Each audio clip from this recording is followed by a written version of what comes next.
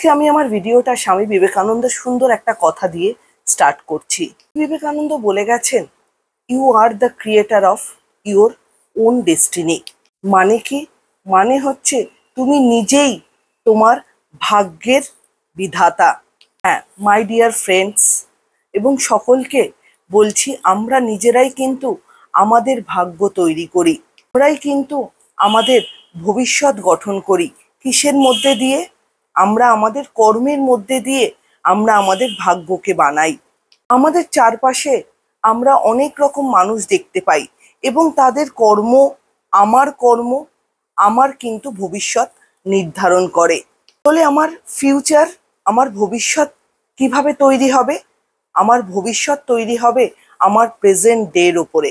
হ্যাঁ বন্ধুরা, আমি প্রেজেন্টে কীরকম আছি, কীরকম কাজ করছি, তার উপরে ডিপেন্ড করবে আমার ফিউচার কেমন হবে।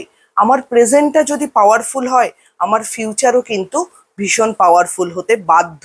ফিউচারকে যদি জিততে চান তাহলে কি করতে হবে? তাহলে কিন্তু আপনি যে প্রেজেন্টে রয়েছেন সেই প্রেজেন্টটাকে প্রথমে জিততে হবে। আর নিজের প্রেজেন্টকে জিততে হলে কি করতে হবে? নিজের এক একটা দিন, এভরি ডে আপনাকে সেটাকে জয় করতে হবে। তাহলেই কিন্তু আপনি আপনার প্রেজেন্টটাকে জয় করতে পারবেন। আর প্রেজেন্টটাকে জয় করতে পারলে আপনি কিন্তু আপনার ফিউচারটাকেও অনায়াসেই জিততে পারবেন। আমার বলার ভিডিওটার মধ্যে থেকে এটাই যে তুমি তোমার একটা দিনকে বা প্রতিটা দিনকে এতটাই পাওয়ারফুল ক্রিয়েট করো যাতে তোমার ফিউচারকে সে পাওয়ারফুল করে গড়ে তোলে। আপনার প্রেজেন্ট মানে কি? আপনার প্রেজেন্ট মানে হচ্ছে আপনার এভরি ডের অ্যাকশন। আর অ্যাকশনের এগেনস্টেই তো রিয়াকশন আসে।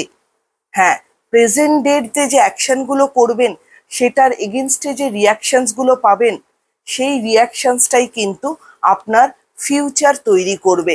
তো বন্ধুরা, আপনার প্রেজেন্টের অ্যাকশনগুলো যদি পজিটিভ হয়, ডেফিনেটলি আপনার ফিউচার বা রিয়াকশনটা যদি পজিটিভ হয়, তাহলে কিন্তু আপনার ফিউচারও কিন্তু পজিটিভ হতে বাধ্য। কাজেই আপনার প্রেজেন্টের ওপর ডিপেন্ড করে আপনার কিন্তু গঠন হবে কি? আপনার ফিউচার। আর আপনি যদি আপনার প্রতিটা দিনকে জিততে চান তাহলে কিন্তু আপনাকে একটা লিডার বানাতে হবে। কাকে লিডার বানাবেন? আপনার প্রত্যেকটা সকালকে, প্রত্যেকটা মর্নিংকে আপনাকে আপনার দিনটার লিডার হিসাবে আইডেন্টিফাই করতে হবে। আমরা প্রত্যেকেই জানি যে সকাল যদি ভালো হয় তার দিনটাও কিন্তু ভালো যাবে।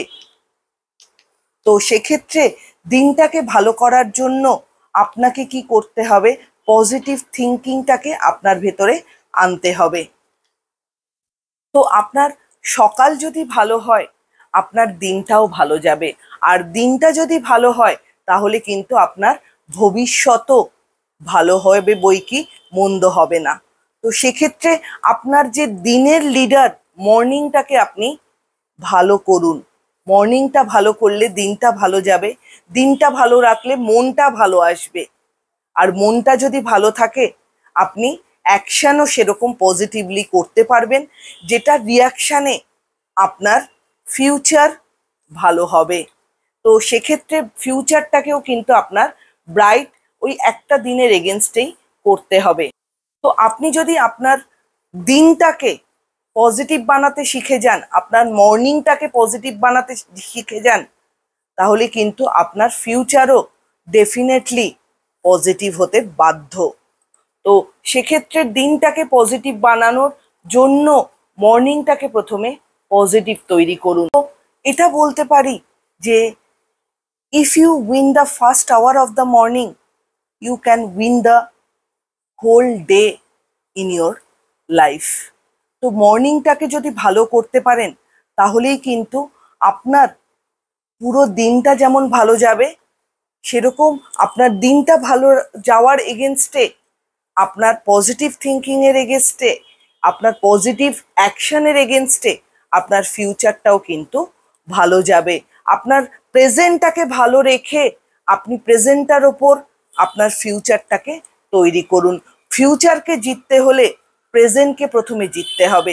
প্রেজেন্টকে জিততে হলে প্রেজেন্ট ডে, একটা দিনকে প্রথমে আইডেন্টিফাই করতে হবে, এবং একটা দিনকে জিততে হলে মর্নিংটাকে কিন্তু সুন্দরভাবে জিততে হবে।